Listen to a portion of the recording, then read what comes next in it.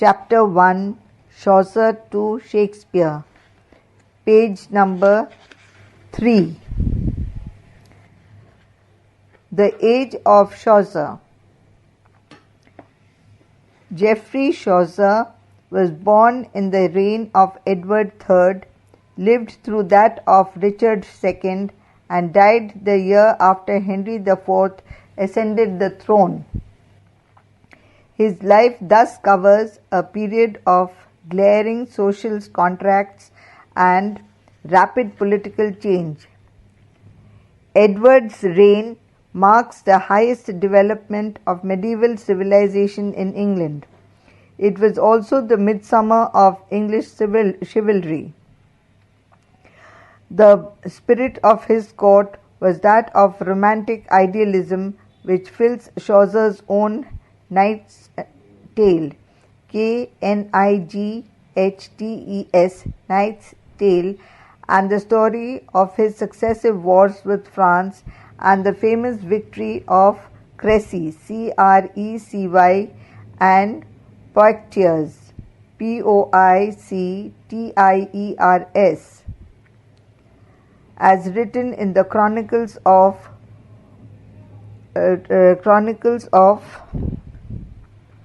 Froissart, Froissart, reads more like a brilliant novel than a piece of sober history.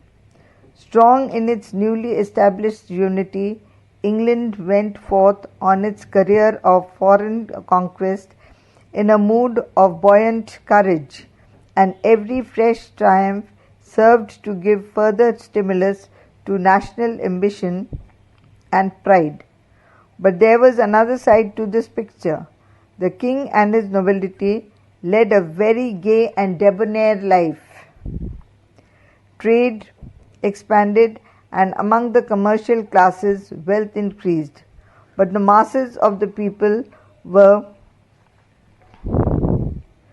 meanwhile sunk in a condition of deplorable misery. Pestilence after pestilence ravaged the land, and then in 1348 to 49 came the awful epidemic called the Black Death, which in a single year swept away more than a third of the entire population, and which reappeared in 1362, 1367 and 1370. Famine followed plague, vagrants and thieves multiplied. Tyrannous laws passed to regulate labor only made bad matters worse.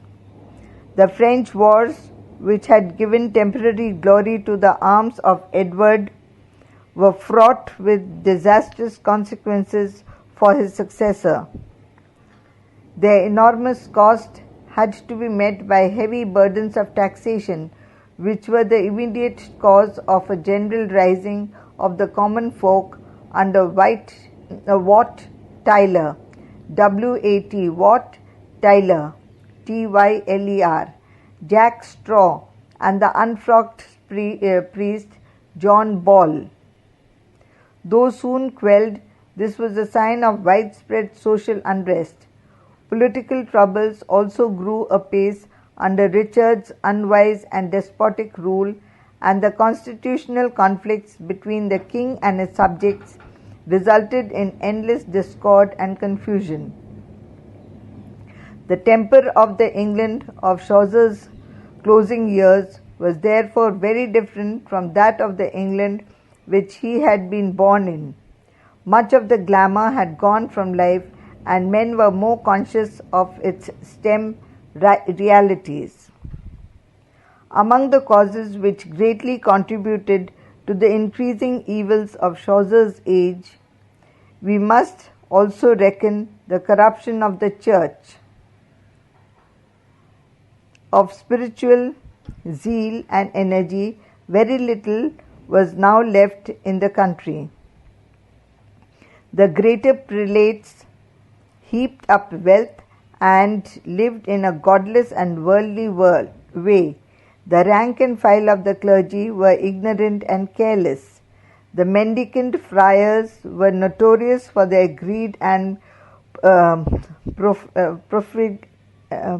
Profligacy. Profligacy.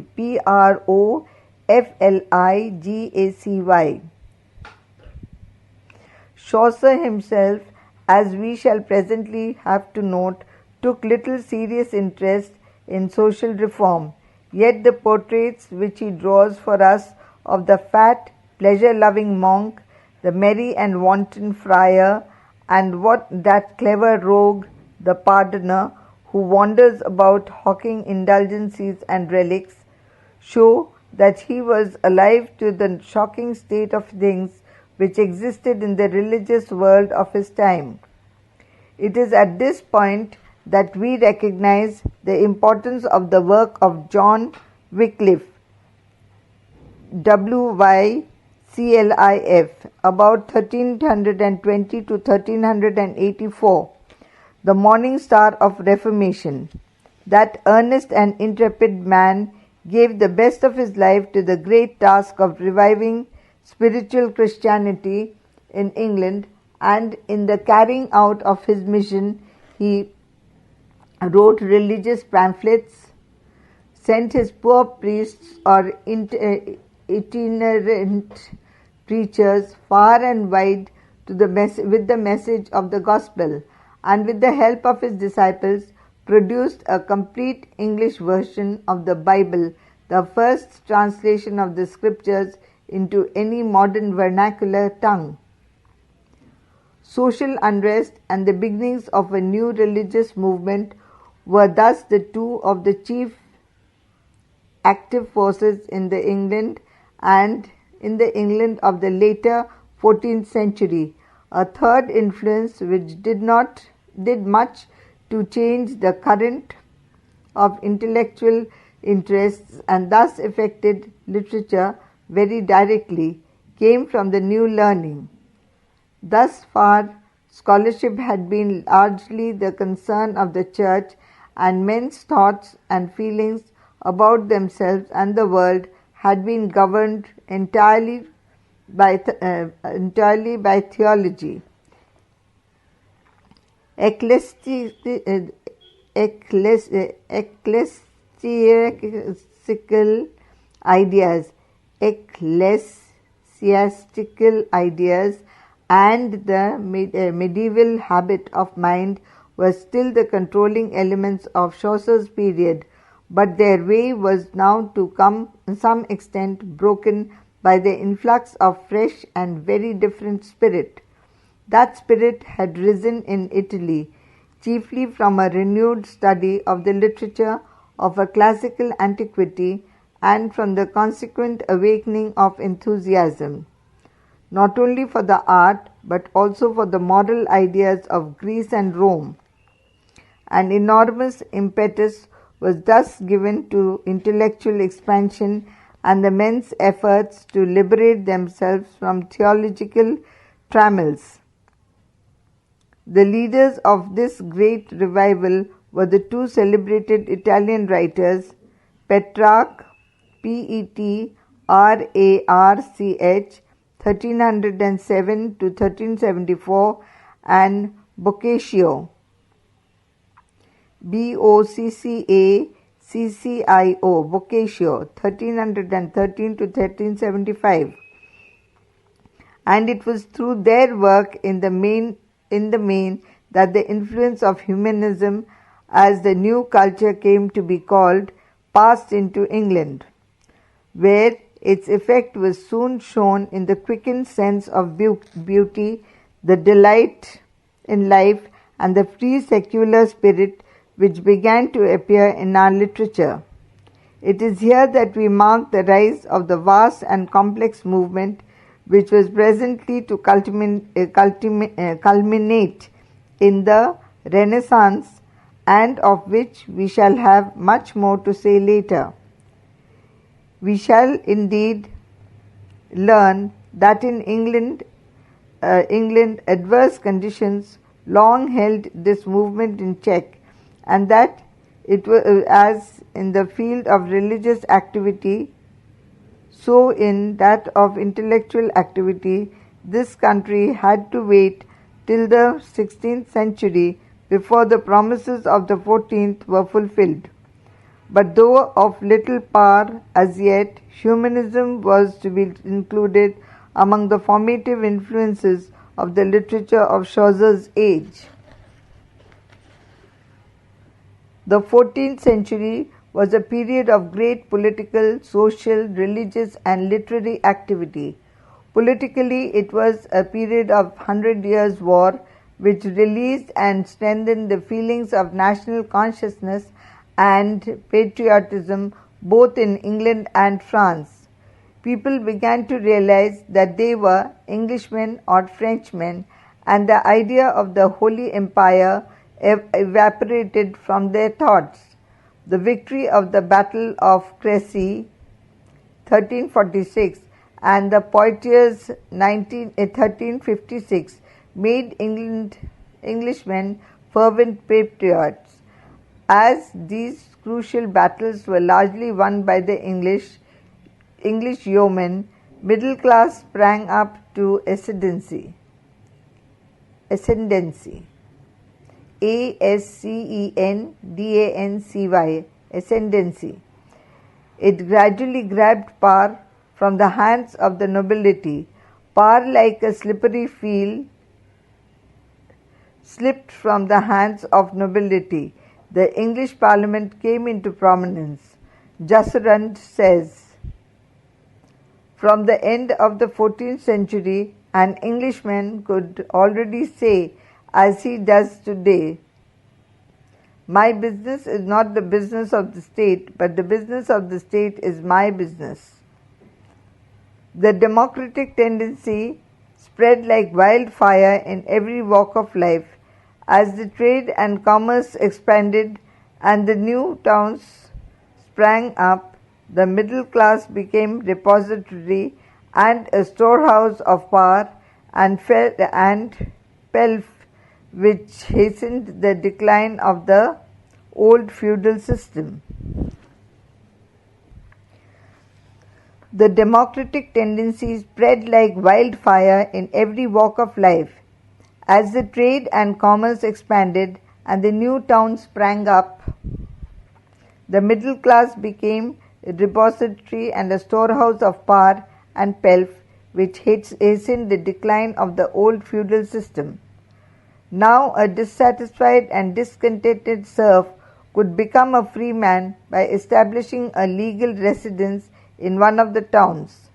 The Great Plague of 1648, which caused disaster and a heavy loss of human lives, exerted and wielded a tremendous influence in exempting laboring classes from the bonds of serfdom.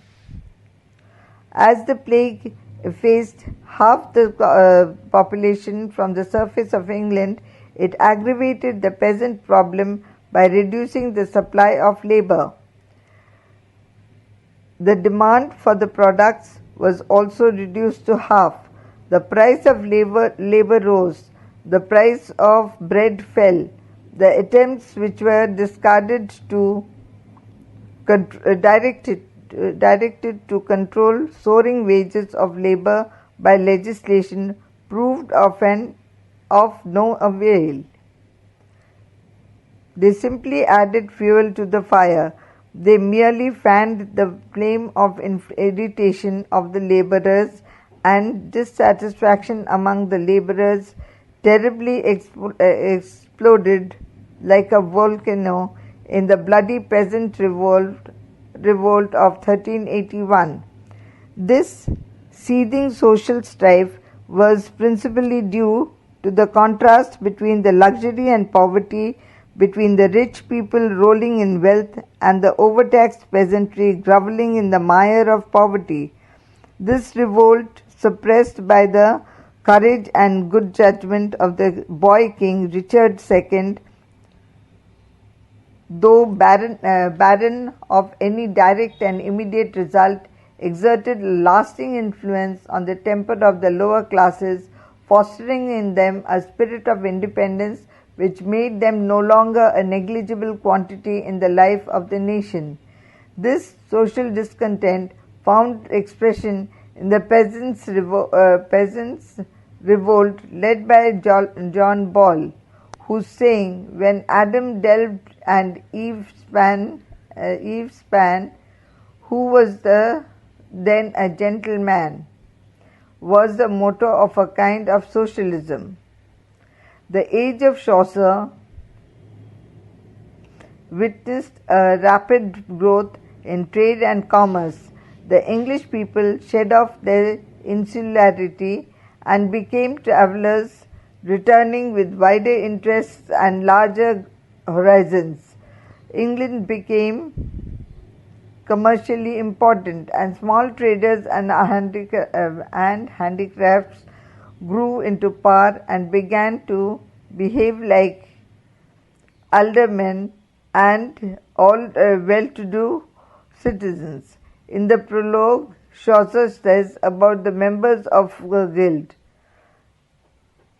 "Well seemed each of them a fair bourgeois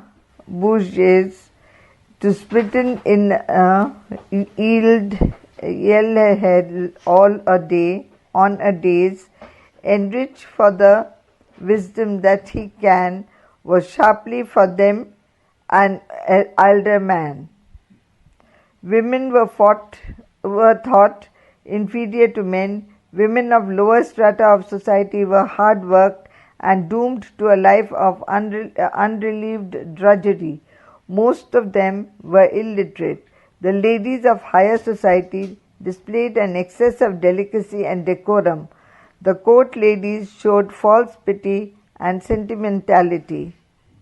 Women of the upper strata enjoyed pelf and power only by marriage. The only alternative to marriage was a nunnery.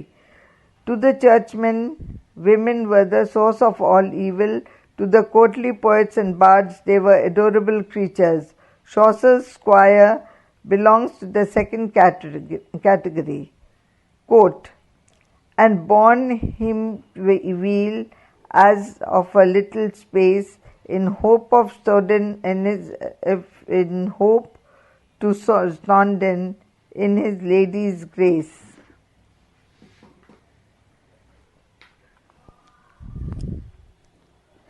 Child marriage was in vogue among the rich and the wealthy persons.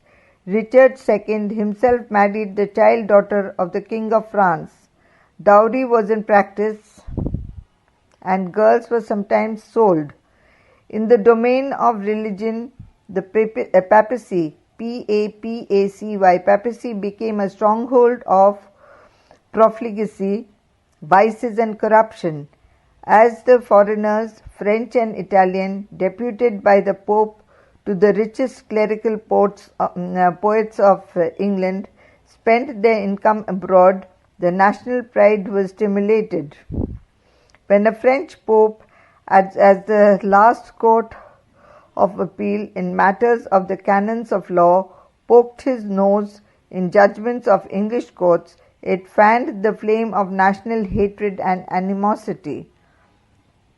The anti-papal agitation, though purely political in character, could not fail to shake the religious authority of the Church. In 1378, Europe saw two rival popes, each casting slur upon the other. England supported Urban VI, the Pope of Rome, while France supported Clement VII of Avignon. The direct result of this schism was a crushing blow upon the sanctity of the papal authority. It weakened the papacy.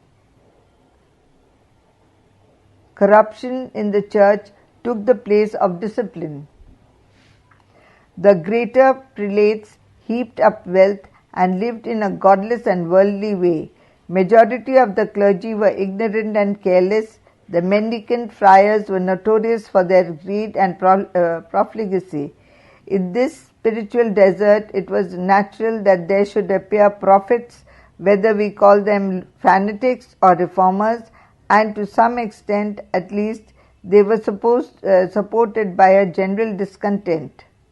Wycliffe, the morning star of the Reformation, launched Lollard movement to eradicate evil from the church. Lollard, Lollard, Lollard movement. Poets like Chaucer, Langland and Gower presented naked, deplorable conditions of the papacy and its members. Chaucer's prologue shows a world in which avarice and deceit are all but universal. Chaucer's monk is a worldly person who has deserted his ecclesiastical services, ecclesiastical,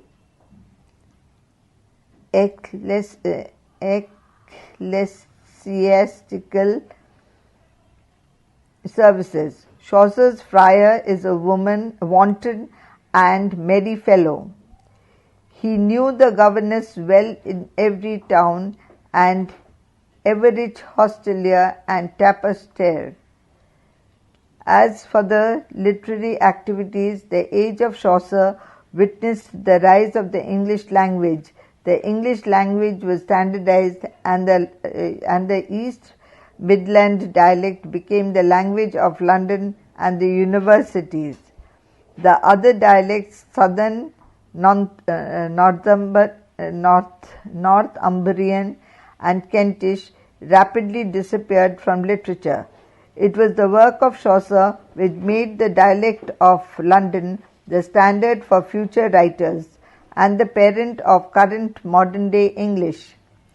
The Canterbury Tales is a landmark in the history of English literature as well as the English language. The era witnessed the foundation of her English prose style. Earlier specimens have been experimented by or purely imitative. No, in the works of Mandeville and Mallory, we have prose that is both original and individual. The English tongue is now ripe for a prose style. The age of anonymity, when authors did not give out their own names, passed away, and the authors of the age of Chaucer were in favor of revealing their identity. Page number 6.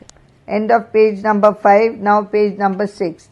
The greater number of books of this period can be definitely be ascribed.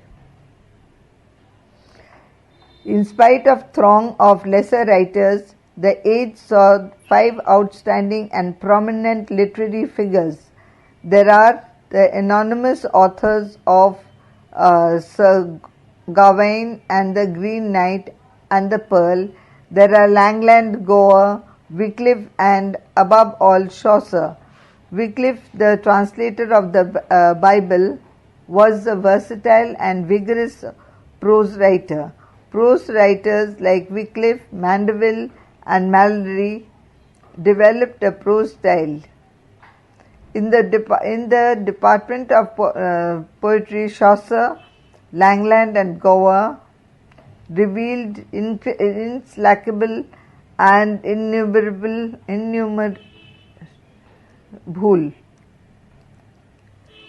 In the department of poetry, Chaucer, Langland, and Gower rendered incalculable and meritorious services. The main literary forms developed in poetry were the allegory, the ballad, descriptive and narrative poems, and the metrical romances.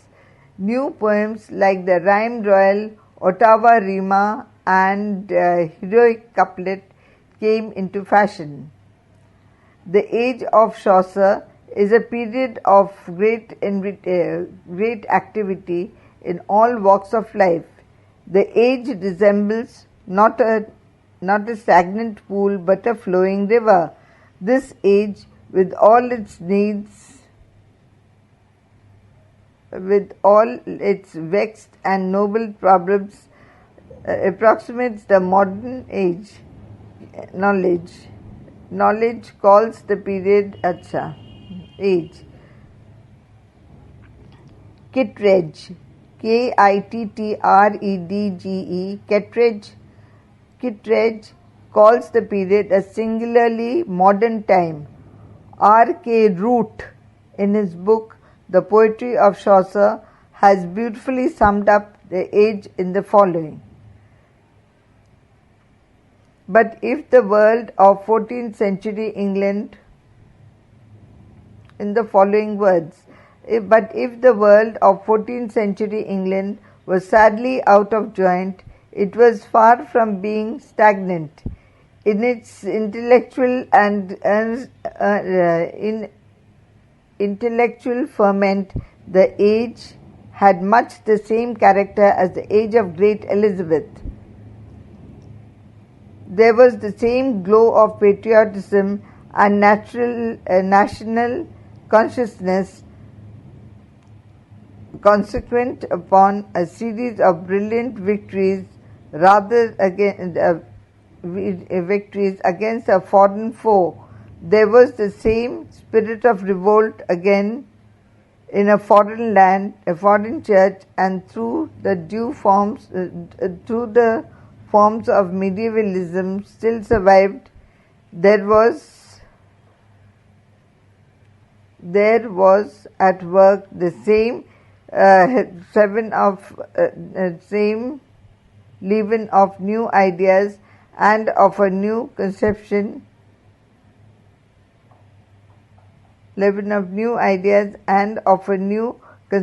of life. There reinforced by a new interest in the works of the classical antiquity coming up from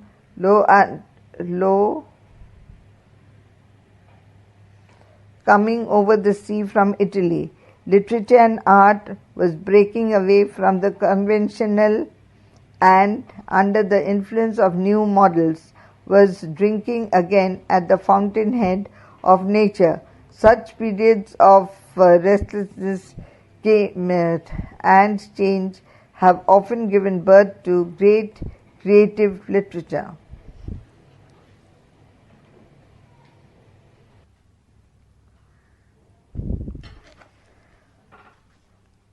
Life of Geoffrey Chaucer. Geoffrey, Geoffrey, Geoffrey Chaucer, Chaucer, Chaucer, 1340 to 1400. Geoffrey Chaucer, the father of English poetry and the grandfather of English novel, was born about the year 1340 in a family which had already distinguished itself in commerce. His father, John Chaucer, was a citizen and a wine merchant. He made much headway day by day in his trade. He was also related to the royal household, which gave Chaucer a fair chance to serve the court throughout or nearly the whole of his life. Chaucer passed his boyhood in London on the Thames Street near the river, a meeting place of traders from all parts of Europe. Of Chaucer's education we know nothing, except that he was a bibliophile, a studious reader, Bibliophile, a studious reader. No sort of knowledge, says Aubrey de Selincourt, is alien to a great poet. It is all grist to his mill, grist, grist to his mill. He differs from the rest of us in that his mind is a sort of philosopher's stone which changes the course of metal of experience into a gold. It is certain that in his boyhood he had a fair acquaintance with Latin grammar, rhetoric, logic, classical literature, arithmetic, geometry, and astronomy. He knew French well as English from his childhood. When Chaucer was still in his teens, he was appointed in the service of Lionel, afterwards Duke of Clarence. At 19, he accompanied the Duke of Clarence on one of the several expeditions of the 100 Years' War. The English army seized Reims in vain. Reims. Reims in vain. At this unsuccessful siege of Reims, Chaucer was taken a prisoner, but he was soon released on the payment of a ransom out of the royal purse.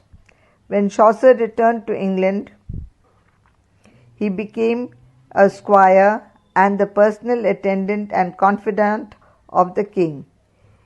In this period, the auspicious stars were shining on Chaucer, and he got married to a maid, Philippa Roet, a sister to the third wife of John of Gaunt, the illustrious and influential Duke of Lancaster. This marriage into a noble family brought Chaucer in close quarters with John of Gaunt.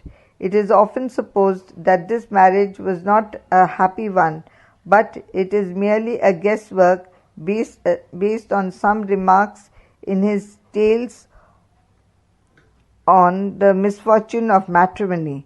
From numerous whimsical references in his early poems, says W. J. Long, it has been thought that his marriage into a noble family was not as a happy one, but this is purely a matter of supposition or of doubtful inference. From 1370 to 1378, Chaucer was sent to foreign countries on diplomatic missions. In 1372, he was sent to Italy to settle a commercial treaty with Genoa and France. In Italy, he came into contact with the leading men of letters, Dante, Petrarch, Boccaccio, and Italian literature, which had swayed him to the very marrow. He dived in the wide ocean of Italian literature to return with jewels to embellish his narratives.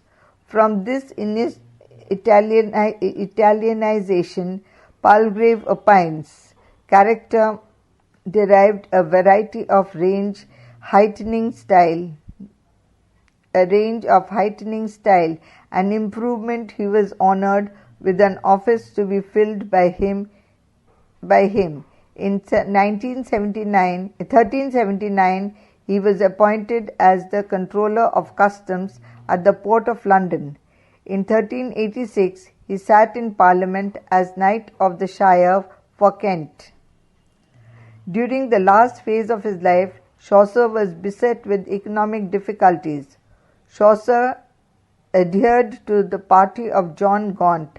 As the sun of John Gaunt set, darkness prevailed on his followers. Chaucer was one of the victims. From this time until his death, says W. J. Long, he is up and down on the political ladder, today with money and good prospects, tomorrow in poverty and neglects, writing his complaint to the empty purse, which he humorously calls his savoir down in this world here. In his last period of life, his purse was light, as he himself said, "Ye be my heart's star, queen of comfort and good company, be heavy again or else must I die." Chaucer's complaint was favourably heard by the new king Henry IV. He increased his pension in 1399, but Chaucer lived only 1 year more to enjoy the pension, for he died on October 25th, 1400, and was buried in Westminster Abbey. He was the first poet to occupy the Poets' Corner in Westminster Abbey. Main political works of Chaucer, the 15th century. With Chaucer, English literature made a brilliant beginning, but it was only a beginning, and after his death we enter upon a long barren period in this history. In trying to explain the unproductiveness of the 15th century, we have of course to remember that there can never be any circumstances be great books, there can never in any circumstances be great books unless men are born who are capable of writing them, and that the dearth of great books for 100 years and more after Chaucer may therefore simply be the result of a dearth of literary talent. It is perhaps noteworthy that the 15th century was not in England an age of great men in any field of activity, but we must also recognize that even when talent exists, it depends upon favorable conditions for its expression, and in the 15th century, conditions were the reverse of favorable. Little affected by the labors of Wycliffe, religion continued to degenerate, and persecution was employed to stamp out all efforts towards reforms. The free movement of thought was thus checked. The country was distracted by political conflicts which culminated in the 30 years' struggle for power, 1455 to 1486, between the houses of York and Lancaster. In these wars of the roses, many of the great nobles were killed, and the older order of feudalism severely shaken at its foundation. The low state of education has also been emphasized.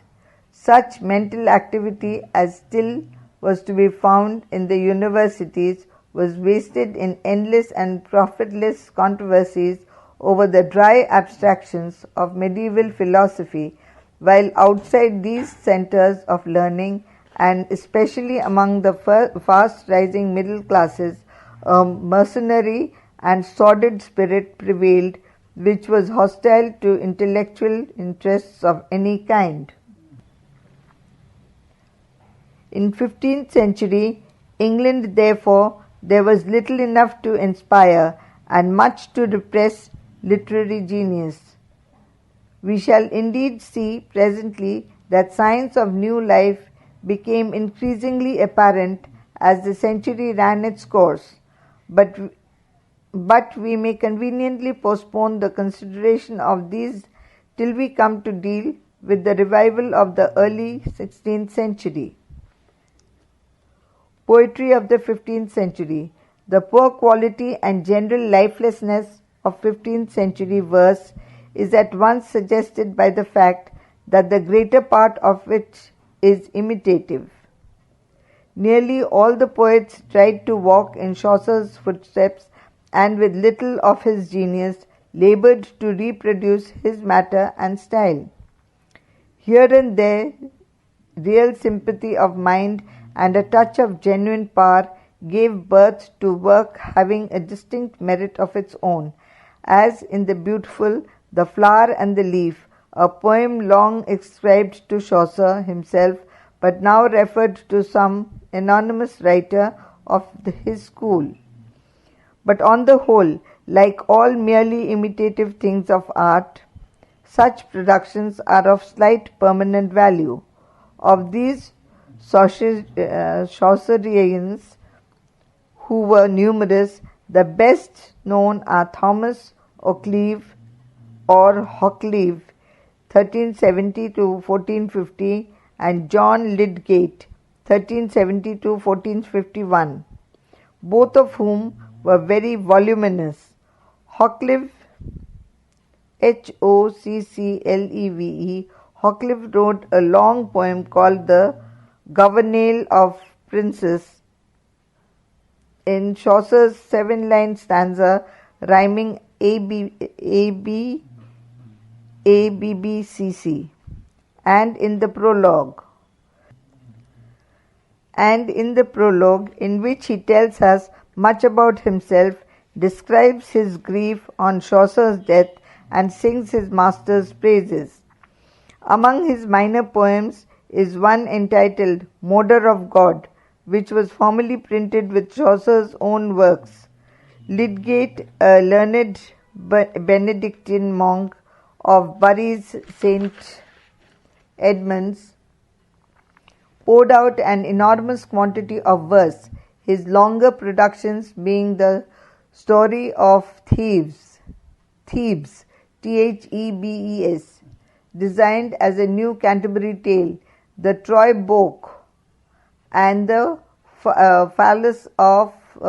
Falls of Princes, the last based on a French paraphrase of a Latin work by Boccaccio. The best poetry of the 15th century, however, was written in Scotland, where, though the influence of Chaucer was very marked, the spirit of originality was far stronger than in the south. There is not much originality indeed about the King's Quire, that is, book, a long poem in which James I of Scotland, 1394 to 1437, tells of his love for the Lady Jane Beaufort, the Duke of Somerset's daughter, who afterwards became his wife. But the genuineness of its personal feeling gives life to its verse. It is written with the Chaucerian 7-line stanza just referred to, which, from his use of it, often called the rhyme royal. In William Dunbar, 1465 to 1530, the greatest British poet between Chaucer and Spenser, the individual quality is much more apparent. His graceful allegorical poem, The Thistle and the Rose, composed to commemorate the marriage of James IV of Scotland and Margaret, daughter of Henry VII of England, is quite in the manner of Chaucer's early poetry. But in much of his later verse, as in his satirical ballads and in his remarkable Dance of the Seven Deadly Sins, there is a combination of vigor, broad humor, and homely pathos, which belongs wholly to the character of the poet and to his native soil. The true Scottish quality is also in the ascendant in Robert Henryson, 1430 to 1506, who followed the Chaucerian model in his Testament of Cressade.